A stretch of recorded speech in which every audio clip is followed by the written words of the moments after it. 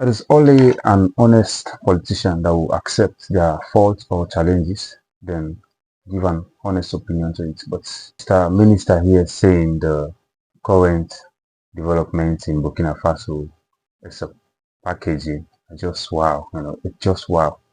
Because the people of Africa or the world is not only celebrating President Ibrahim Troara for his development that is bringing to Burkina Faso, but they are celebrating him because he's taking back his country from neo-colonialism, and which we think Sierra Leone is part of. Over time, many people do akin Sierra Leone's situation to that of what's happening with Troara, taking into account the wealth that the country sits on. Which country?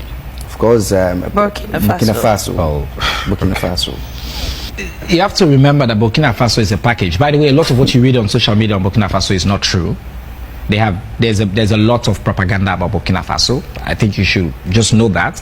But also, it's a package. And the package starts with, first of all, military dictatorship. Do you want to live in a military dictatorship? I don't think you want to. We have tried that in Sierra Leone. The people of Sierra Leone, instinctively, we saw that November 26, people of Sierra Leone don't want that. Most people, including people who hated this government, they're like, imagining people here out gone back now, I will not mix padandi. So it's a package, huh? You have to start by that. It starts with also jailing opposition people, banning political parties, shutting down the country, and ready to violate all your international agreements and international laws. We are currently sitting in the Security Council. We want to be part of the international law. It's important for people to also realize that. I'm not saying we cannot learn some aspects of what they're doing, for example, nationalizing the mines. Sure. Now, we have long-term agreements of, again, as a civilized country, if you enter into a contract, you must honor that contract. That's why when APC sign contracts, when we come, we have to honor them. That's what happens when you want to be a player in the international markets. But what is President Bio doing, for example, about the mines? He's set up a national mineral wealth fund, the first of its kind. Because we cannot have money to put in, the model of the mineral wealth fund is simple. We use the very fund, the very idea of now we know how much of our mineral wealth is under the ground. We use that as our own capital and go into businesses and increase our stake. Right now we have basically no stake in any mines. With the mineral wealth fund, we will now have a stake. It will be wholly owned by the government, and you come in, you give us a loan, but the loan is guaranteed based on the production of our own mines. But now you work for us. The profits, 40, 50, 60, keep in mind we're getting 3% now.